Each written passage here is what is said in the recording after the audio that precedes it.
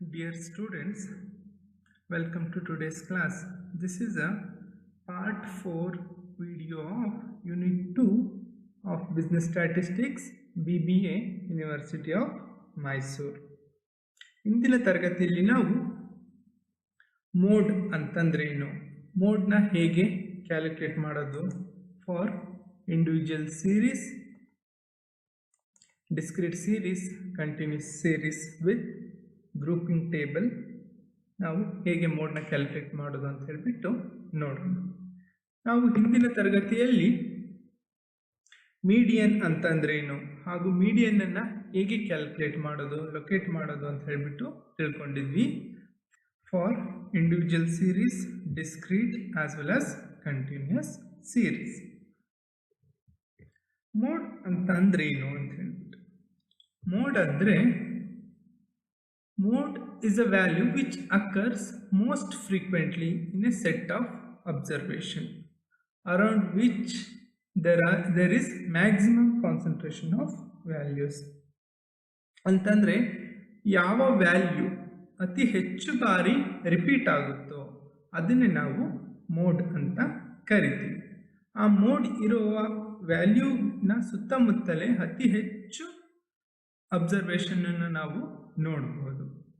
ಮೋಡ್ನ ನಾವು Z ಎಂಬ ಅಕ್ಷರದಿಂದ ಸೂಚಿಸ್ತೀವಿ.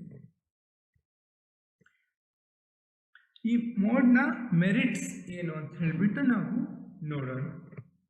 ಮೋಡ್ನ ಕ್ಯಾಲ್ಕುಲೇಟ್ ಮಾಡೋದು ತುಂಬ ಈಸಿ, ಮತ್ತೆ ಕೆಲವೊಂದು ಬಾರಿ ನಾವು ಅದನ್ನು ಜಸ್ಟ್ ನೋಡುವುದರ ಮೂಲಕ ಹಾಗೂ ಅಬ್ಸರ್ವ್ ಮಾಡೋದ್ರ ಮೂಲಕನೇ ನಾವು ಕಂಡುಹಿಡಿದು ಬಿಡಬಹುದು.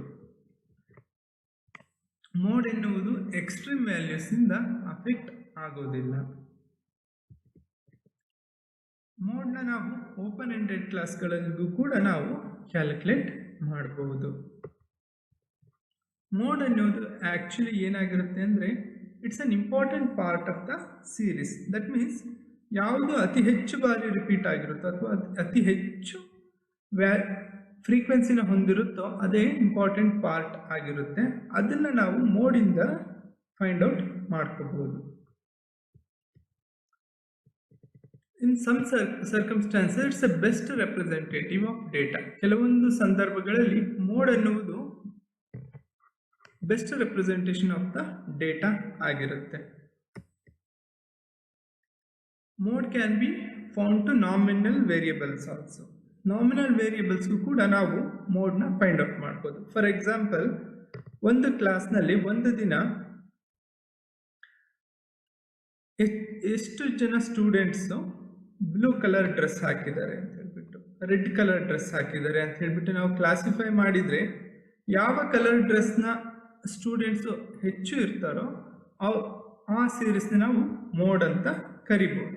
ದಟ್ ಮೀನ್ಸ್ ಮೋಡ್ನ ನಾವು ನಾಮಿನಲ್ ವೇರಿಯೇಬಲ್ಸ್ಗೂ ಕೂಡ ಫೈಂಡ್ ಔಟ್ ಮಾಡಬಹುದು. ಮೋಡ್ ಡಿಮೆರಿಟ್ಸ್, ಮೋಡ್ ಕೆಲವೊಂದಿರುವಂಥ ಕೆಲವೊಂದು ಡಿಮೆರಿಟ್ಸ್ಗಳೇನು ಅಂತ ಹೇಳ್ಬಿಟ್ಟು ನೋಡೋಣ. It's not based on all the observation. Mode is not based on all observation. It's only based on the highest frequency. ಅಂತಂದರೆ ಕಡಿಮೆ ಫ್ರೀಕ್ವೆನ್ಸಿ ಇರುವಂಥ ವ್ಯಾಲ್ಯೂಗಳನ್ನ ಮೋಡ್ ಏನು ಮಾಡುತ್ತೆ, ನೆಗ್ಲೆಕ್ಟ್ ಮಾಡುತ್ತೆ. ಅದನ್ನು ನಾವು ಕನ್ಸಿಡರೇ ಮಾಡೋದಿಲ್ಲ ಮೋಡ್ ಕ್ಯಾಲ್ಕುಲೇಷನ್ ಮಾಡಲಿಕ್ಕೋಸ್ಕರ. It is not capable for further mathematical treatment. ಮೋಡ್ನ ನಾವು ಮತ್ತೆ ಮ್ಯಾಥಮೆಟಿಕಲ್ ಟ್ರೀಟ್ಮೆಂಟ್ಗೆ ಬಳಸಲಿಕ್ಕೆ ಆಗೋದಿಲ್ಲ. Mode is ill defined general. It is not possible to find the mode in some cases. Mode ಎನ್ನುವುದನ್ನ ನಾವು ಡೆಫಿನೇಷನ್ ನೋಡಿದ್ದೀವಿ. Mode is the value with the highest frequency. So in some ಕೇಸಸಲ್ಲಿ ಏನಾಗುತ್ತೆ, ಮೋಡ್ನ ಫೈಂಡ್ ಔಟ್ ಮಾಡಲಿಕ್ಕೆ ಆಗೋದಿಲ್ಲ. ಯಾಕೆಂತಂದರೆ same frequency ಇರುವಂಥ ಸುಮಾರು ಅಬ್ಸರ್ವೇಷನ್ಸು ಇದ್ದಿರ್ಬೋದು. ಅದರಿಂದ ಕೆಲವೊಂದು ಸೀರೀಸ್ಗಳಿಗೆ ನಾವು ಮೋಡ್ನ ಫೈಂಡ್ ಔಟ್ ಮಾಡಲಿಕ್ಕೆ ಆಗೋದಿಲ್ಲ. As compared with the mean, mode is affected to great extent by sampling fluctuation.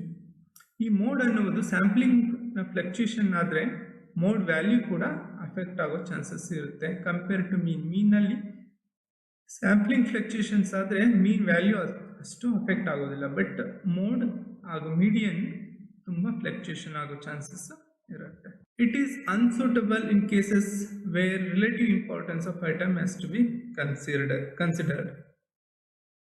ಎಲ್ಲಿ ನಾವು ರಿಲೇಟಿವ್ ಇಂಪಾರ್ಟೆನ್ಸ್ನ ನೋಡಬೇಕಾಗುತ್ತೋ ಯಾವ ಸೀರೀಸ್ಗಳಲ್ಲಿ, ಆ ಸೀರೀಸ್ಗಳಲ್ಲಿ ಮೋಡ್ ಎನ್ನುವುದು ಅಷ್ಟು ಸೂಕ್ತಕರವಾದ ಸೆಂಟ್ರಲ್ ಟೆಂಡೆನ್ಸಿ ಆಗಿರುತ್ತದೆ.